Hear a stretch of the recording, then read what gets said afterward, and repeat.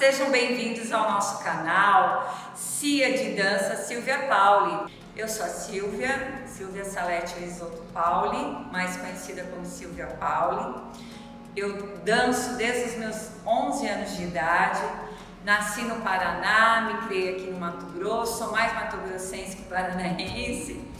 Gosto muito de dançar, sou bailarina, coreógrafa, professora e trabalho com crianças. Amo dançar e cuidar das minhas crianças. Sou professora, minha profissão de paixão mesmo é ser professora. Minha formação é de educação física, graduada e pós-graduada em metodologia do ensino superior, e hoje atualmente estou fazendo fisioterapia com intenções de ajuda e reabilitação. Bom, vamos falar sobre o nosso curso. E nesta aula a gente vai abordar alguns temas, como a definição, um levantamento histórico, contaremos um pouco sobre Laban, as técnicas que ele usou, as parcerias, seus colaboradores e entre outras curiosidades.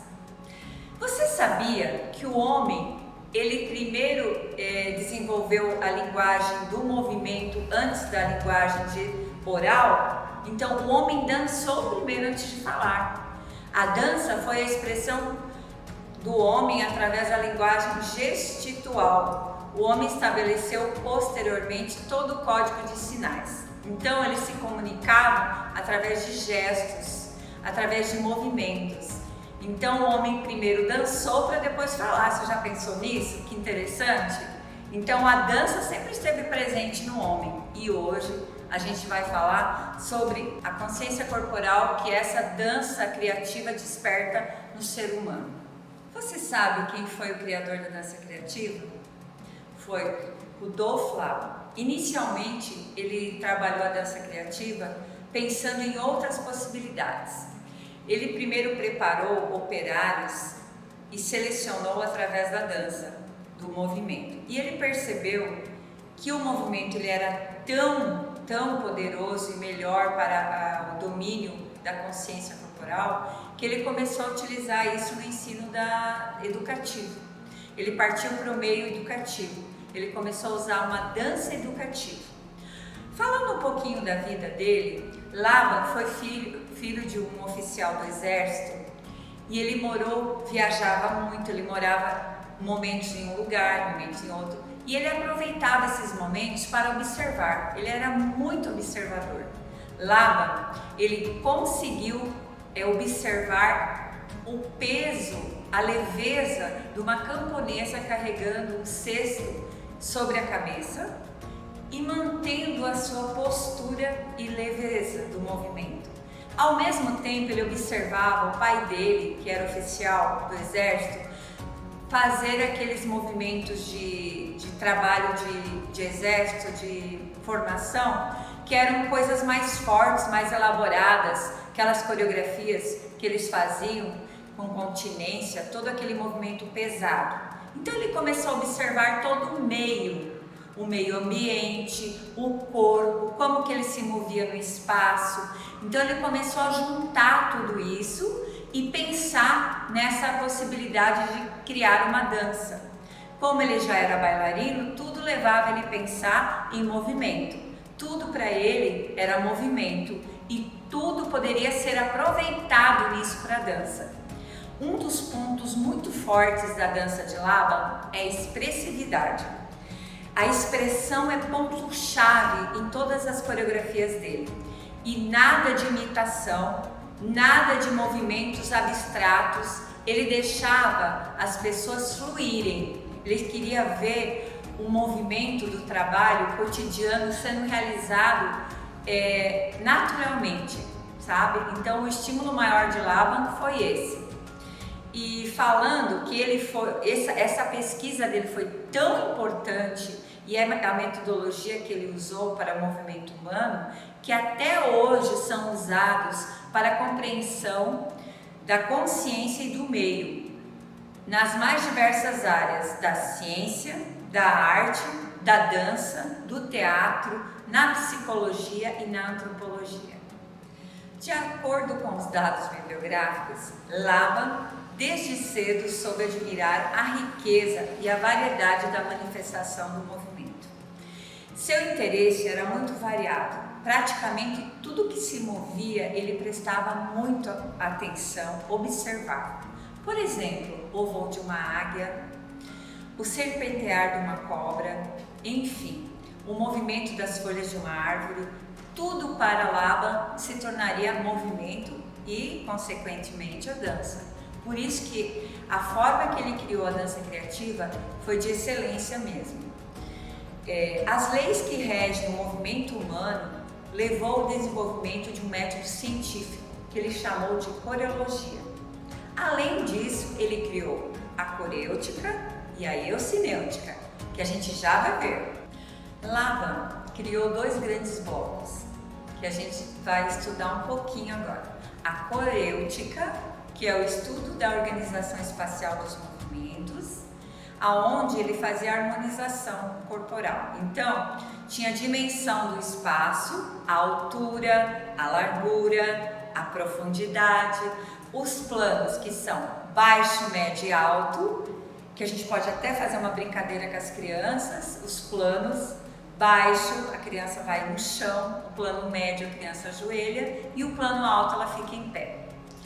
Os níveis espaciais, alto, médio e baixo também, os planos de movimento, frontal, sagital e transversal, as direções de orientação espacial, dimensional, diagonais e diametrais e as escalas dimensionais, que são a transversal, a diagonal, entre outras. Muito utilizados esses termos na dança clássica.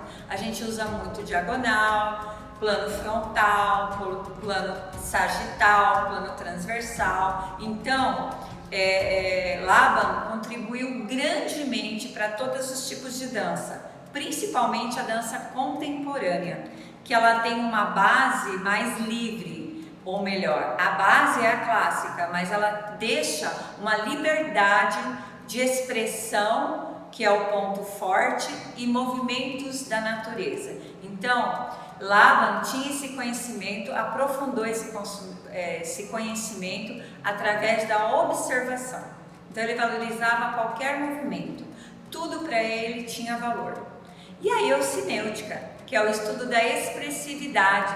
Sem expressão, uma coreografia sem expressão, um movimento sem expressão não chega no ponto certo, não é verdade? Que são as qualidades do movimento, como se dão as dinâmicas e o movimento do corpo.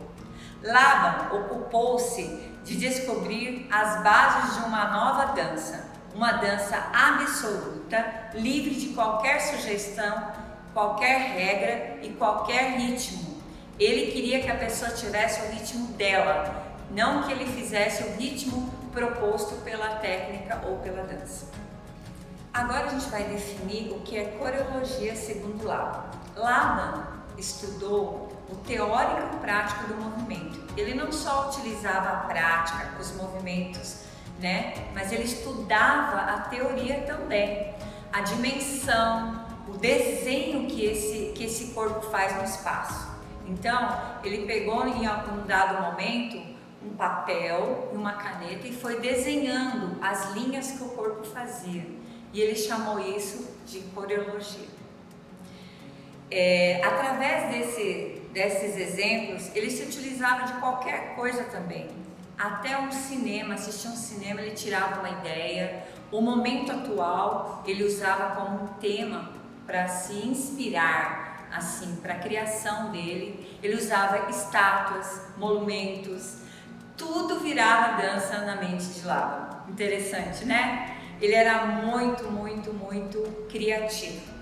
Aí ele criou também Labotation, que é uma notação que os coreógrafos fazem, só que na nossa pesquisa aqui, eu acho que a gente não vai entrar nessa linha, porque é uma coisa muito específica.